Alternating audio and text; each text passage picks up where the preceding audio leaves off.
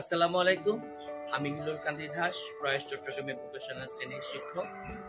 Vocational শ্রেণীতে 19টা trade নিয়ে আমরা বাচ্চাদেরকে প্রশিক্ষণ প্রদান করে থাকি।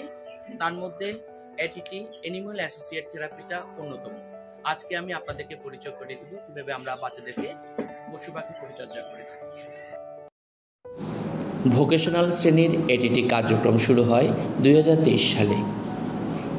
অ্যানিমাল অ্যাসোসিয়েট থেরাপিতে যে পশুদের নিযুক্ত করা হয় নির্দিষ্ট কয়েকটি লক্ষ্য পূরণের জন্য। এই লক্ষ্যে দৈহিক, মানসিক, শিক্ষাগত এবং মনস্তাত্ত্বিক হতে পারে। চিরাচরিত থেরাপির পাশাপাশি এটিটির সাহায্য নেওয়া হয় চিকিৎসার সুফল বাড়িয়ে তোলার জন্য। এটিটির থেরাপির সাহায্য মানসিক স্বাস্থ্যের সমস্যায় আক্রান্ত মানুষ তার সমস্যার সাথে নিজেকে মানিয়ে নেওয়া, সমস্যা নিয়ন্ত্রণ ও তা দূর করার চেষ্টা করে, একথা বলেছেন শ্রুতি চক্রবর্তী, একজন মানসিক স্বাস্থ্য বিশেষজ্ঞ যিনি তার থেরাপি কাজে কুকুরের সাহায্য নেন।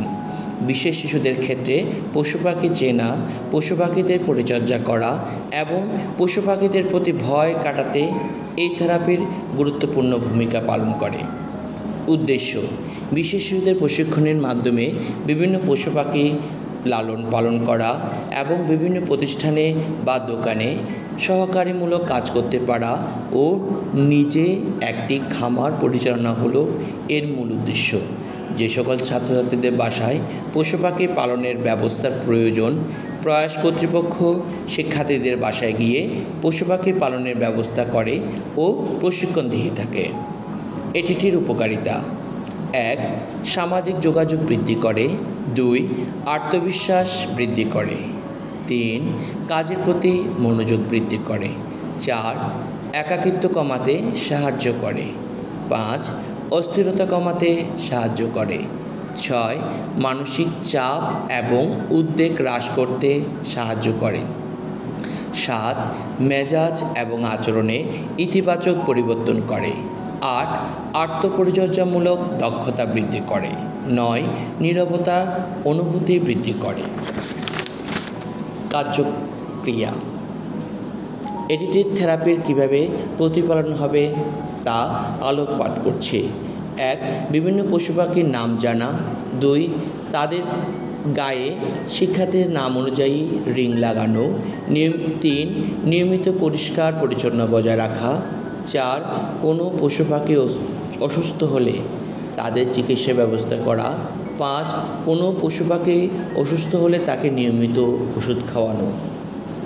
কর্মসংস্থান পদ্ধতি: বিভিন্ন পশু পাখি পালনের মাধ্যমে তাদের দক্ষতা বৃদ্ধি পায় এবং এ বিষয়ে ধারণা অর্জন করে শিক্ষার্থীরা বিভিন্ন প্রতিষ্ঠানে বা দোকানে সহকারীমূলক কাজ করতে পারে।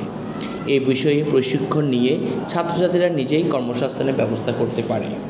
এখন আমি আলোচনা করব আমাদের প্রয়াস চট্টগ্রামে কী কী পশু পাখি আছে। কবুতর 21 জোড়া, লাভবার্ড 4 জোড়া, কোয়েল পাখি 7 জোড়া, তিতির মুরগি 1টি, টিয়া পাখি 1টা, খরগোশ 5 জোড়া, ঘুঘু 3 জোড়া। এখন আলোচনা করব প্রাণীদের বিভিন্ন খাবার সম্পর্কে। কবুতর ধান, গম, চাল খেয়ে থাকে। সকাল বিকাল দিনে 2 বার খাবার দেওয়া হয়ে থাকে। লাভবার্ড কাউন, চীনা, বাজরা, তিসি, সূর্যমুখী ফুলের বিচি, কুসুমের ফুলের বিচি, সরিষা, বিভিন্ন ফল খেতে পছন্দ করে। দিনে আমরা 2 বার খাবার দিয়ে থাকি। কোয়েল পাখি বীজ, বেরি, পোকামাকড় খেয়ে থাকে। সকাল বিকাল দিনে 2 বার খাবার দেওয়া হয়। তিতির মুরগি বিদেশে গিনি ফাউল ও চীনা মুরগি নামে পরিচিত। ধান, চাল, ভাত খেয়ে থাকে। দিনে 2 বার খাবার দেওয়া হয়।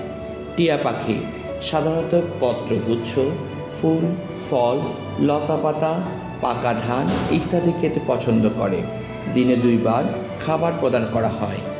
খরগোশ সাধারণত কাঁচা ঘাস, শাকসবজি, গাজর, গম ইত্যাদি খেতে পছন্দ করে। দিনে 2 বার খাবার প্রদান করা হয়।